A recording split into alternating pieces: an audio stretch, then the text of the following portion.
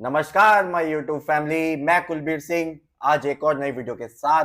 जैसे कि आप सबको पता है, हम टैली के ऊपर वीडियोस बना रहे हैं और रेगुलर बेस पे नई नई वीडियोस भी हमारी आ रही है।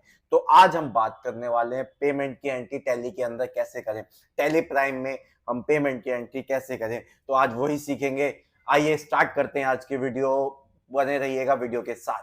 तो आप ये देख पा रहे हैं टैली का पूरा इंटरफेस आपके सामने है। जैसे कि हमारी कंपनी का नाम एबीसी प्राइवेट लिमिटेड है और उसके साथ आपको गेटवे ऑफ टैली दिख रहा है। हमारा प्रोसेस सेम रहेगा वैसे ही कि हमें वाउचर्स के अंदर जाना है, वाउचर्स में हम पेमेंट वाउचर के अंदर जाना है, फिर हमें वहां पर एंट्रीज करनी है। तो सबसे पहले जब हम किसी को पेमेंट कर रहे हैं, हम कैश कर रहे हैं या अपने बैंक के थ्रू कर रहे हैं, तो अगर हम बैंक के थ्रू कर रहे हैं तो हमारा बैंक का लेजर बना होना चाहिए, बैंक हमारे अंदर एड ऑन होना चाहिए हमारे टैली के अंदर। तो सबसे पहले हम अपना लेजर चेक करेंगे कि हमारा बैंक का लेजर है या नहीं। आपके दो तरीके हैं, आप बैलेंस शीट में जाकर भी चेक कर सकते हैं बैंक कौन कौन से आपके पास, या फिर आप डायरेक्ट लेजर्स के थ्रू भी जा सकते हैं। अभी हम इजी वे में जाएंगे, लेजर में जाकर चेक करेंगे कि हमारा बैंक अकाउंट इसके अंदर है या नहीं है। जैसे हम DAL, आप लेजर पे जाने की शॉर्टकट की है DAL। अगर आप देख रहे हैं यहाँ पर लेजर्स, यही मेरे लेजर्स है, कुछ ज्यादा लेजर्स है नहीं, तो यहाँ पर कोई भी बैंक का लेजर नहीं बना हुआ। तो अब मुझे अब बैंक का लेजर पहले बनाना होगा, किस बैंक में मेरा अकाउंट है, किससे मैं पेमेंट करूंगा, पार्टी को परचेज मैंने करी है, सेल करी है, तो वो सारी चीजें हमें देखेंगे। तो स्टार्ट करते हैं। तो आप ये देखिए, आप लेजर में जब आते हैं तो यहाँ पर भी आपका एक क्रिएट का ऑप्शन आता है, या फिर आप इंटर अंदर जाकर या बाहर गेट ऑफ टैली में क्रिएट के थ्रू भी आप बना सकते हैं। तो अभी यहाँ पर है तो मैं यहीं पर जाऊंगा क्रिएट के अंदर। तो आप यहाँ पर एंटर करेंगे, आप देखिए यहाँ पर लेजर क्रिएशन हो चुका है। अब मान लीजिए मेरा अकाउंट है आईसीआईसी बैंक के अंदर, तो मैं क्या करूंगा, आईसीआईसीआई बैंक। अब यहाँ पर आप क्या बैंक का लास्ट 4 डिजिट का नंबर भी दे सकते हैं। मान लीजिए आपका आईसीआईसी बैंक, आपका बिजनेस है आईसीआईसी बैंक के अंदर, ये आपके 4 अकाउंट है, आपको किस अकाउंट से पेमेंट हुई, किससे नहीं हुई, तो ये आईसीआईसी से ऐसे पता नहीं लग पाता। तो आप यहाँ डैश मारकर आप एक अपना अकाउंट का 4 लास्ट की 4 डिजिट भी आप इसमें लिख सकते हैं। जैसे कि आपका बैंक अकाउंट नंबर लिख सकते हैं 1122, ये डिजिट है जिससे आप पता लगा सकते हैं किस बैंक में हमें एंट्री करनी है। तो ये बहुत ईजी तरीका है, ठीक है। अब नीचे आते हैं, ये हमारा क्या है, बैंक है, तो हम इसको अंडर हेड किस में रखेंगे, बैंक अकाउंट, ठीक है। बैंक अकाउंट्स में आ गए, यहाँ पर अकाउंट नंबर, ये देखिए ये मांग रहा है यहाँ पर अकाउंट नंबर, ठीक है। अकाउंट होल्डर नेम इसने ऑटोमेटिक ले लिया क्योंकि कंपनी का अकाउंट है, करंट अकाउंट है, तो कंपनी के नाम से ही ओपन होगा, तो ये ऑटोमेटिक आ गया। और अगर आपका बिजनेस है, आपने करंट अकाउंट नहीं है, पर्सनल अकाउंट है, तो यहाँ पर आप अपना नाम भी डाल सकते हैं, ठीक है। अब अकाउंट नंबर क्या है, आप एक्सवाई कुछ भी ले लिए, 000000012345। मैंने ऐसी एक अकाउंट नंबर ले लिया है आपके डेमो के बेस पे, ठीक है। अब आईएफएससी कोड होता है, आईएफएससी कोड भी आप डाल सकते हैं, जैसे स्टार्टिंग में HDFC 0051, कुछ आपका हर किसी का आईएफएससी कोड होता है, वो आप डाल सकते हैं। स्विफ्ट कोड हमें बैंक से मिलता है, ठीक है। ये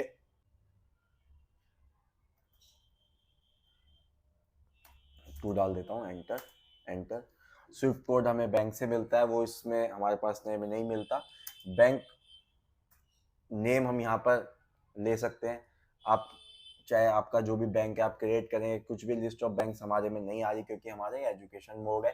अगर आपके पास ये आपका टैली, आपका सिल्वर है, उसमें होता है जब आप परचेज करते हैं तो उसके अंदर लाइसेंस वाले टैली में यहाँ पे सारे बैंक के नाम आएंगे, आपके सारे बैंक के नाम दिखाएगा, HDFC आईसीआईसी सब बैंक्स के नाम ये दिखाता है, तो आप वहाँ पे ले सकते हैं, ठीक है। ब्रांच आप अपनी डाल सकते हैं, कोई भी, मैं साकेत ब्रांच डाल देता हूँ। यहाँ पे सर चेक बुक्स के मतलब आप डालना चाहिए, सारे फीचर्स हैं। चेक प्रिंटिंग के लिए आप यस कर सकते हैं, चेक प्रिंटिंग कॉन्फ़िगरेशन को यस कर सकते हैं। ये सारी चीज़ जब आप कोई चेक बनाते हैं, जब उसकी एंट्री करते हैं, तो वो वहाँ पे चीज़ें आती हैं। अभी हम सबको नो रहने देते हैं, हम अपना एड्रेस साकेत रहने देते हैं, दिल्ली कर देते हैं, 110001 हो गया। पिन कोड हमारा 110001 रहेगा, GST नंबर है नहीं हमारे पास, तो हम इसको कंट्रोल A के साथ सेव कर देंगे। हमारे यहाँ पे बैंक का लेजर बन चुका है। अब हम क्या करेंगे, हम वाउचर्स के अंदर जाकर पेमेंट की एंट्री करेंगे। तो हम बैक आते हैं, स्केप से हम बैक आ जाते हैं, बैक आते हैं। ये गेट ऑफ टैली आ चुका है। हमें किसके अंदर जाना है, वाउचर्स के अंदर। वाउचर्स की शॉर्टकट की क्या है, V।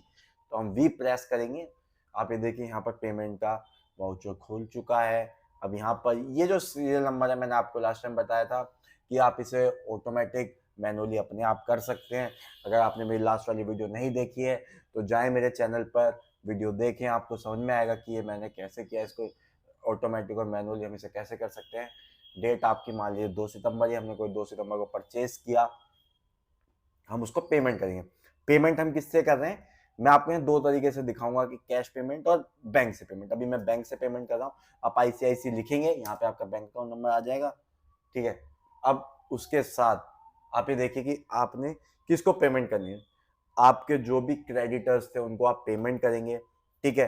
तो आप कोई भी अपना क्रेडिटर ले सकते हैं, जैसे मान लीजिए हमने राम को, हमने अपना क्रेडिटर बनाया था, डेटर बनाया था, चेक कर लेते हैं हम इसको।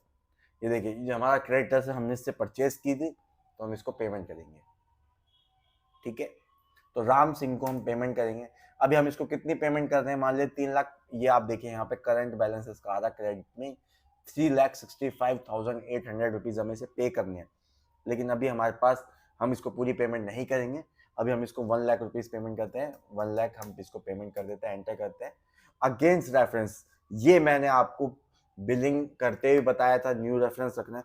और जब हम पेमेंट करते हैं, किसके अगेंस्ट पेमेंट कर रहे हैं, जैसे हम यहाँ पे एंटर करते हैं, देखिए मेरे 2 बिल आ रहे हैं, bill number 2, bill number 3। Ram Singh से मैंने 2 परचेज किए, एक मैंने 3,54,000 की की है, एक 11,800 की है। तो मैं पहले किसकी पेमेंट करूंगा, मान लीजिए मैं, हम ऊपर से चलते हैं हमेशा सीरियल वाइज, या आप जिस भी बिल की पेमेंट करें उसको अगेंस्ट रेफरेंस पे ले सकते हैं। तो मैं 1 लाख कर रहा हूँ, तो पहले 11,000 वाले बिल को खत्म कर दूंगा, एंटर करेंगे, एंटर करेंगे। फिर दोबारा, क्योंकि अभी मेरे पास बैलेंस बचा हुआ, क्योंकि मैं 1 लाख पेमेंट कर रहा हूँ, एडजस्ट मेरा कितना हुआ है, सिर्फ 11,800। अब दोबारा से अगेन रेफरेंस में जाऊंगा, यहाँ पे 3,54,000 पे करना है, लेकिन ये ऑटोमेटिक एडजस्टमेंट ले लेगा जितना बैलेंस हमारे पास बचा होगा। तो देखिए इसने 82,8,200 को ले लिया है, ये 1 लाख रुपए, ये पेमेंट देखिए पूरी एडजस्ट हो चुकी है। एंटर करेंगे, यहाँ पर ये देखिए आपको दिखा दे रहा है against reference 3, against reference 2, invoice number 2 और 3 के अगेंस्ट हमने पेमेंट करी है। एंटर करेंगे, एंटर करेंगे, एंटर एंटर। यहाँ पे आप चेक नंबर वैक नंबर के थ्रू करिए तो वो डाल सकते हैं, अगर नहीं तो उसके बिना भी डाल सकते हैं, ठीक है। यहाँ पर आप नरेशन दे सकते हैं कि किस किस वे में आपने पेमेंट करी है, किस किस चीज के लिए, ठीक है। तो ये हमारी पेमेंट की एंट्री होती है।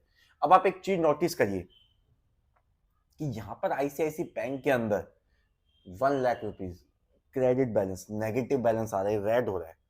तो इसकी भी मैं अभी बात करते हैं, ये नेगेटिव क्यों हो रहा है, क्योंकि हमारे बैंक में पैसा था ही नहीं और हमने पेमेंट कर दी, तो इसलिए वो नेगेटिव शो कर रहा है। तो इसको हम देखते हैं, अभी हम इसको कंट्रोल ए के साथ सेव कर देंगे, तो ये हमारी पेमेंट की एंट्री होगी। अब मैंने उसको कुछ कैश पेमेंट भी करी एक पार्टी को। अब एक बात ध्यान रखिए, हमारी जो कैश की लिमिट होती है वो 10,000 पर डे पर पार्टी होती है, तो हम 10,000 से ज़्यादा कैश पेमेंट नहीं कर सकते। पार्टी को कुछ चाहिए था, वैसे हम, हमारी जब प्राइवेट लिमिटेड है तो कोशिश हम ये करेंगे कैश में पेमेंट बिल्कुल ना करें अपने किसी भी क्रेडिटर्स को। कोई छोटे मोटे खर्चे हैं कन्वेंस होने को, वो अलग चीज होती है, बट यहाँ पर मैं आपको एज अ डेमो के लिए दिखा रहा हूँ कि हम कैश पेमेंट कैसे करें। तो यहाँ पर जो अकाउंट का ऑप्शन है, इसकी जगह हम, यहाँ बैंक की जगह यहाँ हम क्या कर देंगे, कैश, कैश हम लिखेंगे। हमारे पास कैश कितना पड़ा हुआ है, 1 लाख रुपए डेबिट में। अब हम यहाँ पे राम सिंह की पेमेंट करेंगे, हम 5,000 रुपये पेमेंट कर रहे हैं। अब यहाँ पे दोबारा अगेन रेफरेंस आएगा, ये अगेन रेफरेंस आप देख रहे हैं, अगेन रेफरेंस, हम बिल नंबर 2 ही एक ही बचा है, तो उसके अगेंस्ट हम पेमेंट कर देंगे, ये एंटर एंटर। अब ये देखिए 5,000 हमने पेमेंट कर दिए, यहाँ पे हम एंटर करेंगे, नरेशन डाल सकते हैं, और या फिर डायरेक्ट हम सेव करके कंट्रोल ए के साथ सेव कर देंगे। तो ये थी पेमेंट की एंट्री, कि आप अपने किसी भी क्रेडिटर्स की पेमेंट कैसे कर सकते हैं, बैंक के थ्रू या कैश के थ्रू, कैसे भी आप उसको पेमेंट कर सकते हैं। अब यहाँ पर हम आते हैं, अब देखिए हमारे पास बैंक में हमने पैसा डिपॉजिट किया या कैसे, क्योंकि जब हम कोई बैंक अकाउंट ओपन करते हैं तो कैश डिपॉजिट करते हैं बैंक में, ठीक है ना, या फिर हम किसी एनईएफटी के थ्रू कराते हैं। तो मान लीजिए मैंने बैंक में कैश डिपॉजिट किया अभी, ठीक है, मैंने 1 लाख की पेमेंट करी है, तो मैं अभी एक छोटी एंट्री दिखाता हूँ आपको, कैश डिपॉजिट कैसे हम एंट्री मार सकते हैं बैंक के अंदर अपने ही, वो चीज़ आप देख सकते हैं, ठीक है। तो इस चीज के लिए मैं आपको नेक्स्ट वीडियो में बताऊंगा कि हम सेम बैंक की सेम अपने पार्टीज की ट्रांजेक्शन्स में कैसे हम एंट्रीज करते हैं, पेमेंट की एंट्री करी, हमें जब अपना कैश सेम डिपॉजिट करना होता है, कैश सेम हमें विड्रॉ करना होता है, या हमें अपने एक बैंक से दूसरे बैंक में बैलेंस ट्रांसफर करना होता था, उस समय हम क्या एंट्री करते हैं, तो वो मैं आपको अगली वीडियो में जरूर बताऊंगा। ठीक है, तो आज के लिए आपका इतना ही वीडियो। आपको वीडियो अगर अच्छी लगी तो प्लीज जाएं चैनल पे, वीडियो को लाइक करें, शेयर करें, कमेंट करना ना भूलें, सब्सक्राइब करें, साथ ही साथ बेल आइकन दबाएं जिससे कि नई वीडियो की नोटिफिकेशन आपको मिलती रहे। आज के लिए इतना ही। थैंक यू एंड धन्यवाद।